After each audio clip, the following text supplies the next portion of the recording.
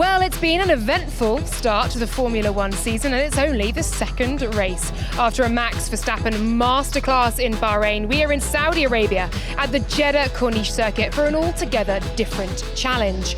Welcome to the weekend warm-up from the fastest street track in the world. And a warm welcome down to the paddock here at the Jeddah Corniche circuit. The sun has well and truly set. This, of course, a night race, and the paddock is lit up. Julien Simon-Chautemps returns to Formula One TV. Welcome back. Of course, last time you were here in Brazil. Julien, of course, the race engineer for both Kimi Räikkönen and our very own Jolyon Palmer as well. Julien, how are you doing? I'm very well, very warm, so I'm very happy. It is a lovely temperature right now, isn't it? And this, of course, quite representative to some of the time we will be seeing track action as well. Julien, how was your winter and how have you seen the start to this Formula One season? Well, winter in family, and it was absolutely lovely in England because I live in England, and we had a lovely time in family. And the start of the season is absolutely fantastic. It started with a test in Bahrain where all the team checked their aero map, checked their wing, checked their update, and then we went into this first race in Bahrain. Bahrain, a track that I know very well, so pretty happy with what I've seen so far. Yeah, you must be at home crunching all those numbers during testing and seeing things perhaps we mere mortals can't quite see. Do get in touch, hashtag F1 Live, with your thoughts ahead of the Saudi Arabian Grand Prix. Of course, Julien cannot get away being a guest on this show without doing a 60-second recap of the Bahrain Grand Prix. So very much welcome back in at the deep end. Off you go, Julien. Here is the Bahrain Grand Prix. Thank you, Laura. Actually, I thought it was quite an interesting race with a lot of things that happened during this race. We had a good start, not much happened. We just had a little incident we will see in a minute with a Stroll spinning. But actually, what I really liked during this race is that Max obviously was ahead. We knew that. It's not a surprise. He's miles ahead. He's on a league of his own. But actually, if you remove Max a little bit of the equation, you will notice that the pack is quite tight and is much tighter than what we've seen last year. With the Ferrari, we have a lot of fights. They led the Ferrari fighting. They had some brake issue. We will go through that later on. But actually, a lot of things happened. Ferrari led the driver race. That was another important thing, which is very rare into the team. Mercedes and the Mercedes team run out into cooling issue. Haas had a problem with the pit stop, the front wheel gun. Actually, it was quite interesting. We'll talk later on about that. And then ultimately, Max won, dominant win, and he's really on his own and he's really enjoying at the moment. So. Very good. Thank you very much. I enjoyed an engineer's version of that rather than a pundit's or a commentator's. Thank you. And yeah, look, you mentioned Max in a league of his own. Toto Wolff quoted saying galaxies ahead in our post-race show. We'll come on to Red Bull in just a moment. Worth noting that was our first ever retirement-free season opener, showing just how reliable these cars under these new regulations from 22 prove to be. We are going to talk, though, about Alpine, because that car may be reliable, but my goodness me, it is currently not fast, is it? Alex Albon walking through shot. This is the most inconvenient place you can ever stand. Thank you, Alex. It's saying we are in a very inconvenient space, but we have left some room for him to walk past. We have plenty of space for the people. He's got plenty of space. I don't know what he's complaining about. Thank goodness we weren't talking about Williams and their issues with their car as he walked past, instead Alpine's.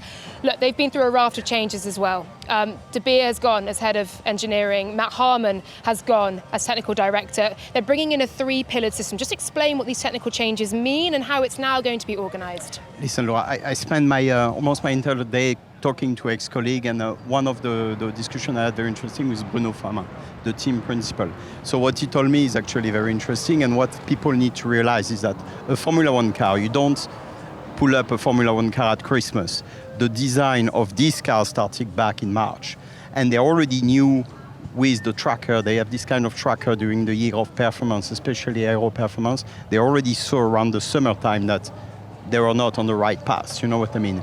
So Bruno, what he did, we cannot continue like this, so we will start to apply a series of change. That's his job. He's here to make big stands, and to do change. So what they have done, the usual structure in Formula One, which is very typical, very old-fashioned things that we're going to have, is that you have a team principal, one technical director, and several head of department reporting to this technical director. McLaren, interestingly, introduced last year this kind of trio, or whatever you want to call it. So we've seen their trajectory. Exactly. Instead of having one single man of reference, they will put a technical director in each different segment. That's what they did. They put someone in charge of the performance of the car, the simulation, the race team, the operation, one person in charge of the aero, so aero development, simulation, CFD, wind tunnel, and one person in charge of the design of the car, of the concept of the car. And all these three people doing things like this, they will work much better together and reporting directly to Bruno. So hopefully we'll bring a new way for the team. And talking to some mechanics and engineers in the team, they all immediately they feel a positive on that, because it gives the opportunity to the people inside the team. It was internal promotion, so they are not bringing people outside. So for me, it's very positive, and it's a very clever move from Bruno to do.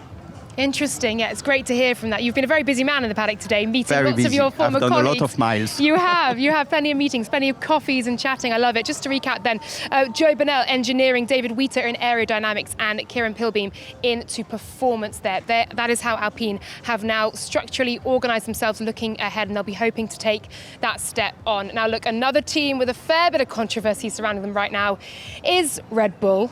On track, however, it was a masterclass from Max Verstappen. As we said, another league, another galaxy in Bahrain, wasn't it? How do you reflect on that performance? It was a grand slam as well. Well, if you go technically, I will not speak on the driving side, but if you look purely on the numbers, you see the first stints he pulled out. I mean, in the first stint, he managed to be so far ahead of the second that when he did the first stop, he had nobody behind the fight.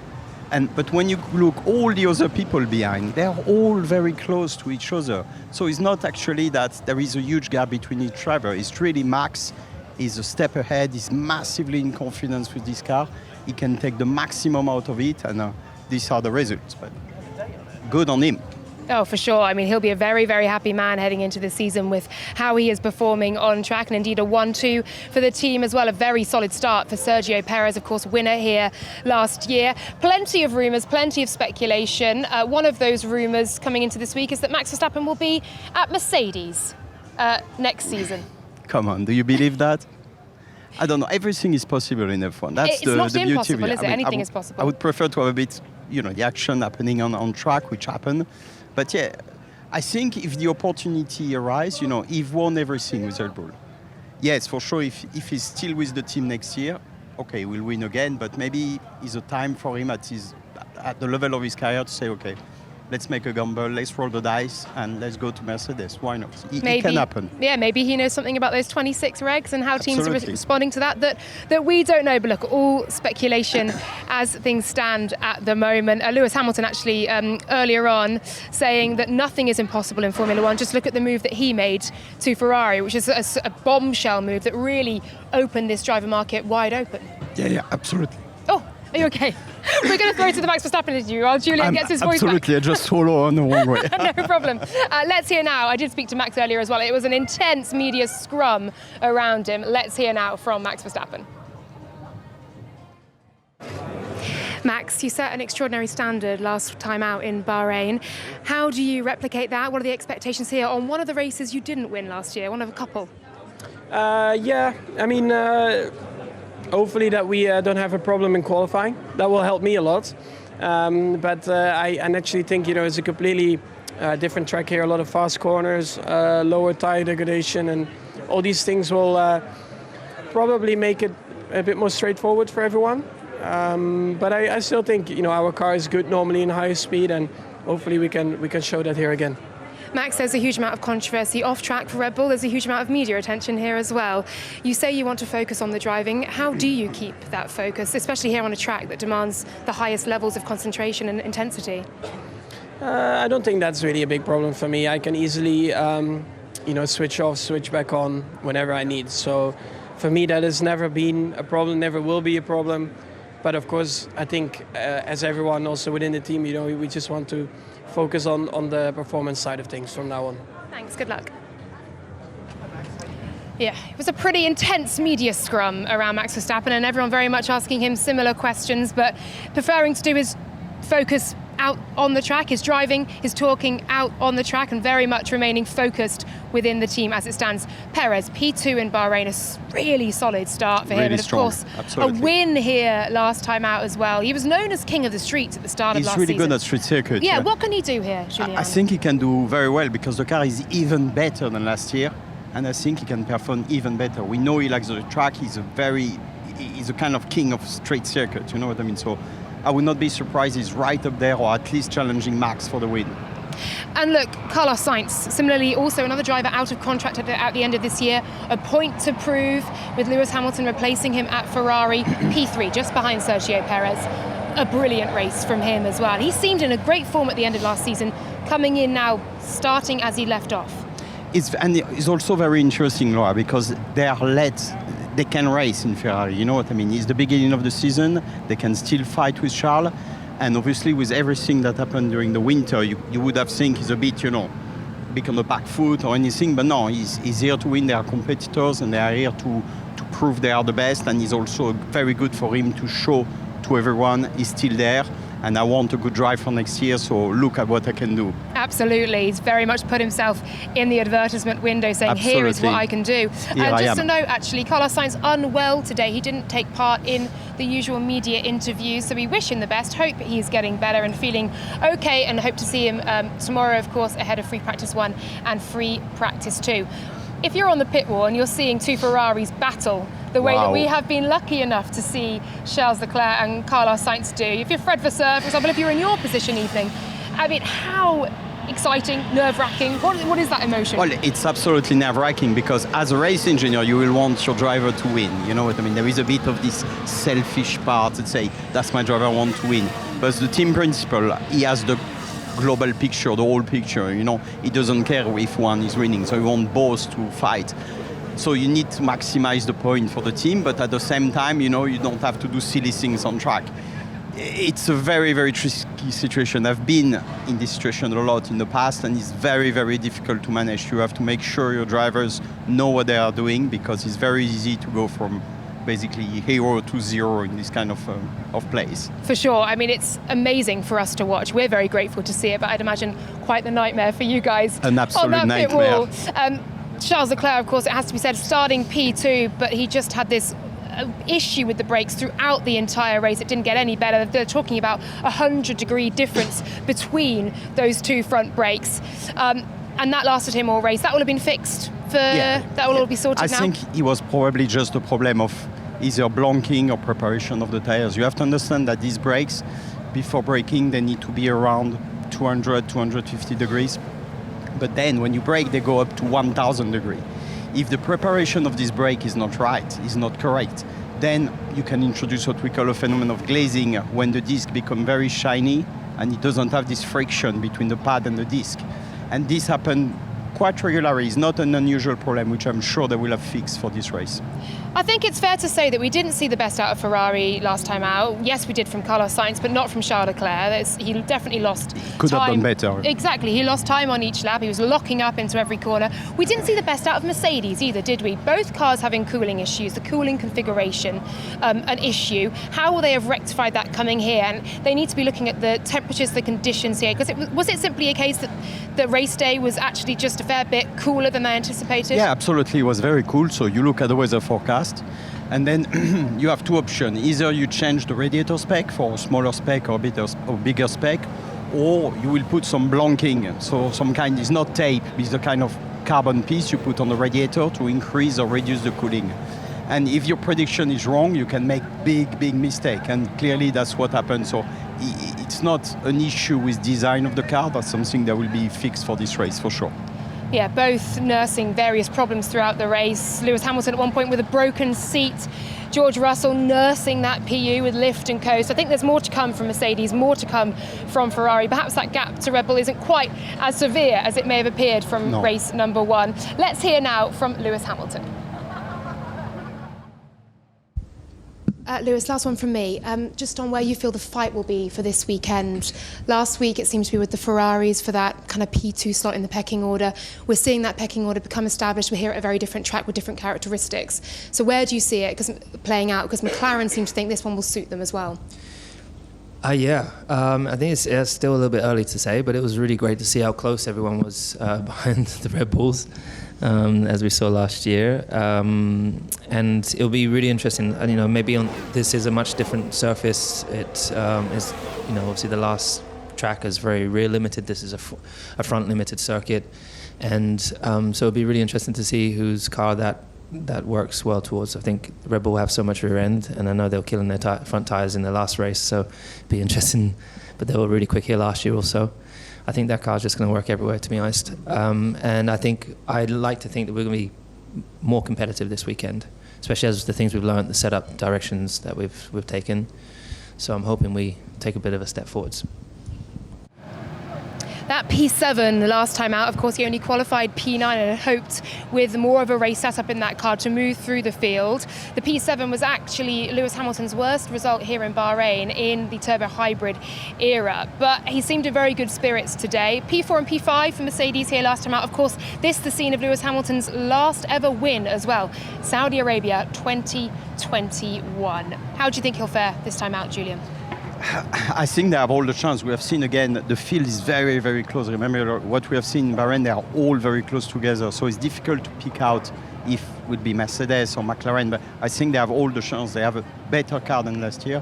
They all said, both George and Lewis, that the car is more maneuverable, is easier to drive. So in terms of, let's say, engineering perspective, is very important because the driver can push the envelope and can extract more of the car. So on a track like this where really the driving is very, very important, I think they will be very strong. Yeah, I can't wait. Honestly, this track does excite me. It is quite the thrill ride. McLaren also excited by this track. They know this is a track, high speeds. It may just suit them. Julien, I have to admit to you that I have taken a sneak peek of your fantasy team. And you've doubled down on McLaren. Don't tell me. Lando Norris and Oscar Piastri within your team. Talk us through the tactics, please. Well, my son decided the team. No, I'm joking. No, that's I mean, it's a fair tactic. He's actually much better than me at that. So I have to say, for some reason, I'm really bad at picking up a team. But joke aside, I think the McLaren team has really, really strong capabilities. We've seen Lando in Bahrain in qualifying. He was purple in Sector 2. He had the fastest Sector 2 in qualifying. The Sector 2, the most technical one. So they are clearly there. They're in confidence. I talked to Lando a little bit today, so he's very confident. He thinks he could have be up there in quali. So on a track like this, I think the car and the driver combo will be there. So I'm happy with my choice. Well, I'm only bringing up F1 Fantasy because I'm sitting very smug at the moment in P3. A joint P3 it may be, but P3 nonetheless, with Sam Collins. We are all, however, chasing, as we did last year, Jolyon Palmer. So work to do. Maybe we can get some hints from him.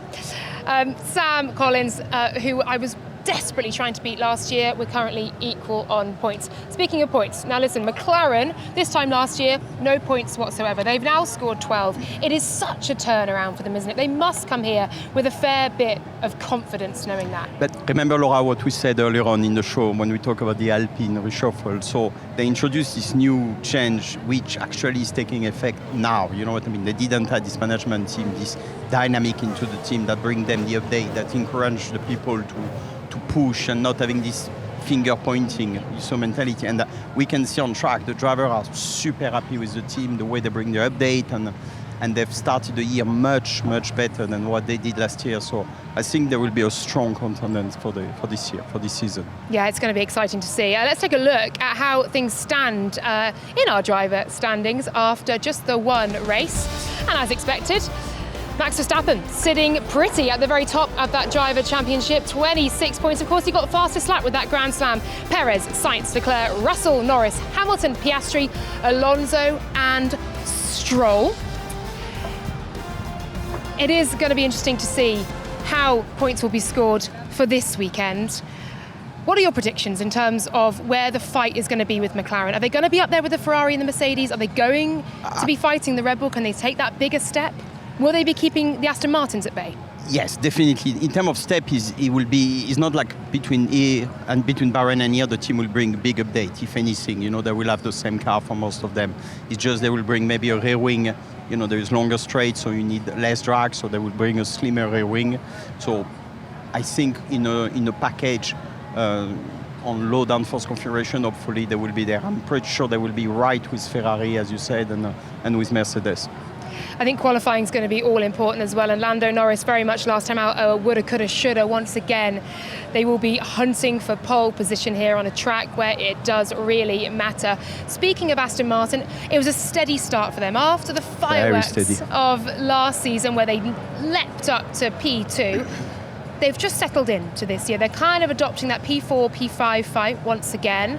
What did you make of Fernando Alonso and Lance Stroll, and what more can we expect from them, do you think, on a different circuit? Well, Lance was very unlucky, obviously, what a last drive race. From him. He did quite a good recovery, but I mean, Fernando is Fernando. I mean, if he has half a car distance in between the steering wheel, he will be able to put it in front. And again, it's a track that he likes a lot. So it's true that they haven't started the season as I was expecting, but they are still there. You know, in testing, they were in top 4, top 5. They are there and thereabouts. So I'm pretty sure they will be able to fight if there is opportunity. So yeah, and Fernando Alonso with that novel approach to qualifying last time out, getting that run done on his own, one run, but getting the job done, and P6 for him in quali. As we say, quali all important, and it must be said also a brilliant race from Lance Stroll.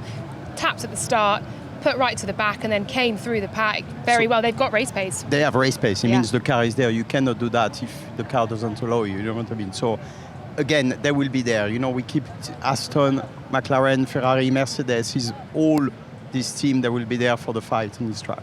Yeah, I think we've got a very, very tight midfield at the moment. Let's take a listen then to what Fernando Alonso thinks.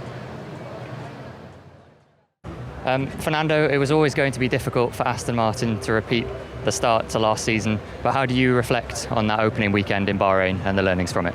I think it was quite okay. It was a positive start for us. Obviously, different than last year with the podium. We started really strong last year, but yeah, all in all, I think we did expect to start as we finish in Abu Dhabi. So 5th fastest team. We're still a long way to go, but yeah, we have a good baseline. Let's work from here. And where do you feel steps forward have been made with this new car, and where do you still need to work going forward?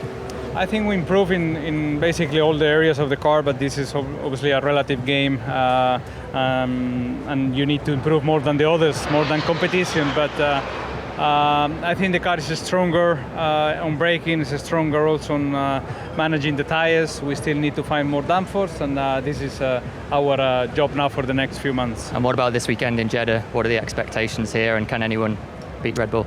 I think no one will beat Red Bull for some time. You know, they have an advantage that they carry on from few years already. So yeah, it's not going to be any miracle in 5 days' time from Bahrain to here. Thanks, Fernando. Well, very much upfront and direct, as we come to expect from Fernando Alonso, saying that we will not be getting close to those Red Bulls. Look, we remain in hope that perhaps we haven't seen the full picture from Ferrari, from Mercedes, indeed Aston on a track they believe will suit them a bit better. We'll await and see. But Fernando Alonso saying it like it is. Thanks to Mike Seymour for the questions there as well, our Formula One writer. Julien, looking to Sauber then. What a great race from Zhou. P11 for him, just outside the points, knocking on that door and trying different things with that strategy to really open it, and not quite getting there, but promising. Yeah, they did try with the strategy, which was, I think, spotless, nothing to say, but I think they made a step in what we call tire management. You know, all the information they will give to the driver, how much he has to leave the throttle, how much less brake he has to apply, how much reduction of spin he has to apply in a high-speed corner to keep these tires alive. Bahrain, again, is very abrasive, so it's consuming a lot of tires. So the driver and the team have to be very, very clever in their strategy and how they do that. You know what I mean? That's very, very important for the team. And look, he's there. At the end of the day, starting from where he started, P11 is very good for them. Yeah, it's a good point actually on tyre deg. It is nowhere near as high here, and it's pretty much going to be, I think, a one-stop as well.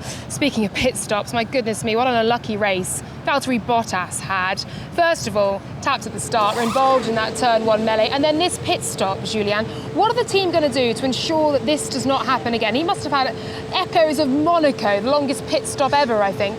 How will they ensure that doesn't happen again? And also, is this car on the right trajectory? So it's very interesting, Laura. I went to speak with the chief mechanic of Sauber. Sauber, that's what we're going with. Let's call it Sauber, it's easier. And I asked him what happened. But what happened was actually something that happened a lot in practice. So basically they had what we call a cross thread. So when the gun is not positioned exactly right, basically when there is a slight angle, even a tenth of a degree, basically the nut doesn't go in and you break the nut. And the problem with this car is that the nut is attached to the rim. So it's not like you can remove the nut and then put another nut. So basically they had to try several times. Didn't work. They had to bring the tires back in the garage, remove the nut, put another nut, and bring back the tires. That's why it took so long. So that's something they practice as well. And unfortunately, you will ask me, but why does it happen? What they are going to do about it? Well, they will have what we call a reliability meeting the day after. They will see, they have a lot of video, a lot of camera of what's happening. They will try to investigate if it's a problem of position of the wheel gun guy, a problem with the gun itself. So it will be analyzed to make sure it will not happen again. But again, unfortunately, it can happen in Formula One, and we've seen it very, very. It happened a lot. Do you remember Bottas in Monaco a few years ago? Yeah, what was it? Same problem. Hours and hours by the end. And by the time they could not remove the nut. They had to. to remove back in the factory. Oh, just to tell you, they had to completely destroy the nut and the axle to remove it. So when it happened to you, it's a nightmare scenario. And well, it happened. It happened. 52 seconds was all it was, but not Bottas's day. We will see how indeed Sauber progress. But some brighter stuff from Joe, certainly on his side of the garage, looking ahead for Sauber. We're going to move to RB now. Let's hear first from Daniel Ricciardo. A few days between Bahrain and Saudi. What have you learned from the data that you've been able to go over in between? I've learned a few things. As always, you always learn stuff. I think we took away, like the first two stints of the race, I was a little less happy with, and then the last stint we kind of had a bit more to show. So yeah, definitely the first stint, start of the race in traffic and things like this, we learned a few things. I think the way the cars develop as well, you know, in racing conditions, it feels different to last year. So there is, a couple extra bits and pieces we figured out and can put to use this weekend, hopefully. And looking ahead to this weekend, very different track, first street circuit of the year. What are the expectations? I'm really excited to race here again because the track, as you mentioned, street circuit, it's fun. It's really high speed. Obviously missed this one last year. So excited to just feel the car on a circuit like this. And it's humid. It's at the moment quite windy. So completely different asphalt as well to Bahrain. So, you know, highly likely a one-stop race and more of a flat-out race. So I think physically a much bigger challenge as well. So lots of these little things make it pretty cool. And how is the atmosphere in the team? Of course, there was the whole situation with the team orders. Has that all been spoken about and resolved? Yeah, it was important to speak about it. You know, once we had our briefing after the race, we had another, let's say, a chat. And it was good just to obviously clear the air. And, you know, obviously in the car, the emotions are high and whatever, but we dealt with that Saturday night and, coming into this weekend with that very much behind us. Wonderful. Thank you very much. Good luck this weekend. Well, a fresh start then for RB heading into this weekend after some pretty explosive team radio between the two of them. Yuki Tsunoda definitely not happy with how it transpired. Ariana Bravo doing the interview there. Ariana Bravo alongside me now as well. Yes. Welcome to the weekend warm-up. Great to have you on, Ariana. RB then. There was a Yes. good vibe from Daniel Ricciardo for sure, wasn't there? Do you think they've put all this behind them, put it to bed, fresh start here? I think so. I think obviously tensions were running high. As Daniel said, when you're in the car, when you're in the heat of things, you're going to let your emotions show. He said they've spoken about it and then they spoke about it again. So I think it is resolved, but I do think it's something that Yuki needs to bear in mind. No team wants to see their driver kicking off on the radio and off track after the checkered flag, should we say. So I do think it's something that Yuki Tsunoda needs to be conscious of, but it sounds like for now, it's resolved. Yeah, business as usual here, but look, both drivers out of contract at the end of this year, so look, that's going to make tensions run that little bit higher, perhaps even bubble over. Julien, I'm bringing you in here now. We're going to talk about Haas as well. So many coming into this this is the second race. The first race last weekend had put Haas absolutely at the bottom of their pile. They'd put themselves at the bottom of the pile. They did, yeah. But Nico Hülkenberg in qualifying, P10, Kevin Magnussen in the race, they've got race pace. This was their perennial thorn in their side from last season. How have they turned this around? Well, there is two things, Laura, there. So Nico always been a great qualifier. For you sure. know, since the beginning of this career, he always been there. So he's able to put even a car that is not top level right up there. But then what they have done basically winter testing is work on their degradation, on their traction. That was their main point. They were qualifying quite good. They can qualifying, but then after a few laps in the race, they disappear. And why is that? Is because the rear tires are degrading a lot, even if drivers are applying a lot of tire saving. So again, not braking as hard, not accelerating as hard. They made a lot of progress on the driving style, and also they clearly found, they will not tell us why, but they clearly find something, maybe a fine-tuning on the car that helped them for that. So that's, I think, what happened. Yeah, it's interesting though, and I'm excited to see how Haas may go, because they're definitely surpassing expectations that they set themselves at the start of the season. On to Williams, reliability issues for them. PU issues, much like Mercedes had, of course. Mercedes power units in both. And then again, the car overheating. We saw that sign on the Williams steering wheel of Alex Albon, car too hot. His dash wasn't working with the message. You can see on your screens right now. Ariana, you spoke to the drivers earlier on. What's the feeling there? I'm seeing Logan Sargent wanting a top 10 here. That is bold on a tough street track like this. Logan sounded especially optimistic actually when I spoke to them both, and I think they both sounded positive, but both stressing that this is a long-term goal. We hear it from James Vowles often. This is long-term. You're not going to see steps forward in the next few races, but having said that, coming into this weekend, they're feeling good. They're feeling confident. Logan saying, we didn't extract everything last weekend, so this weekend we're aiming to do that. We're aiming to try to get top 10.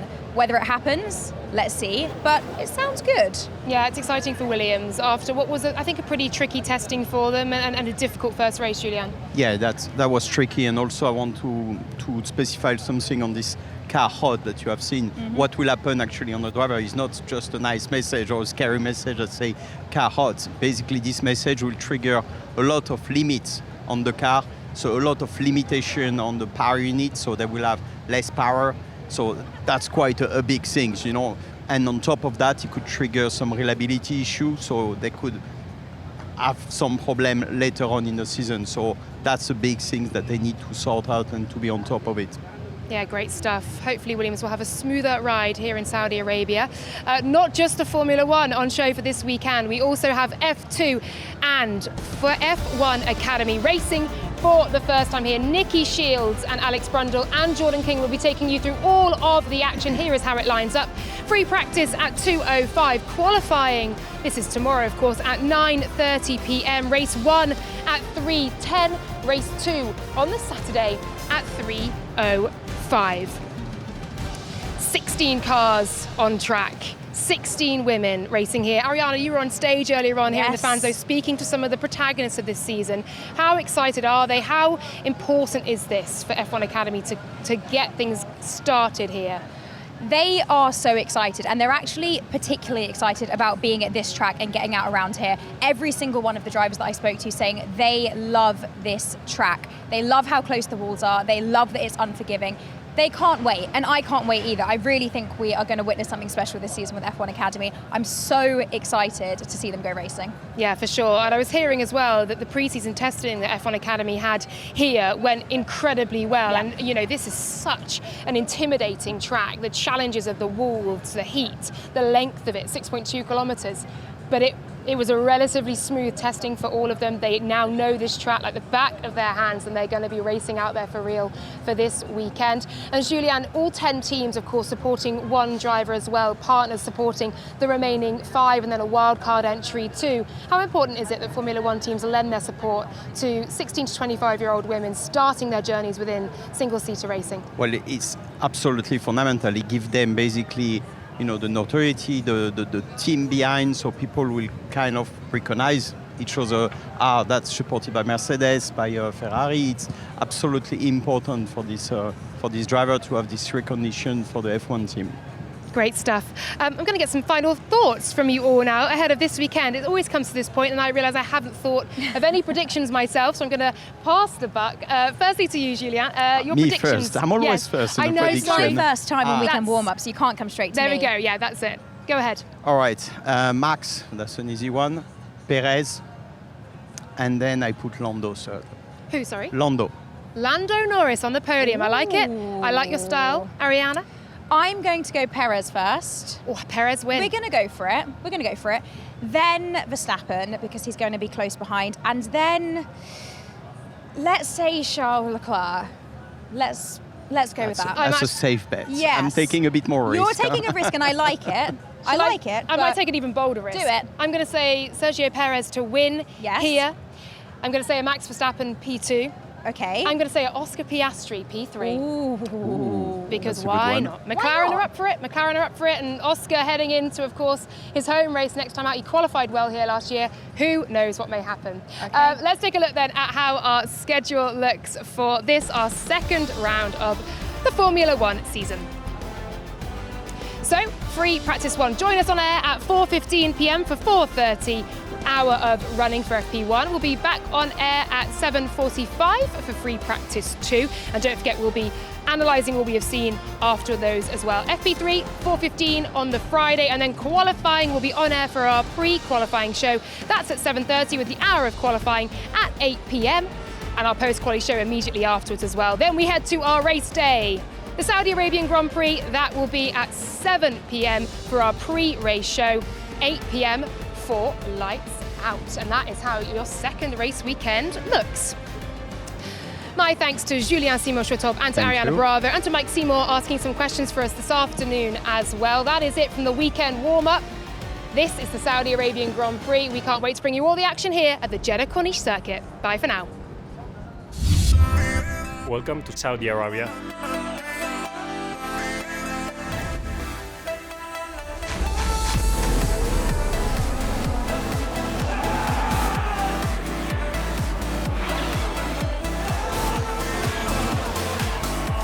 The speed is insane.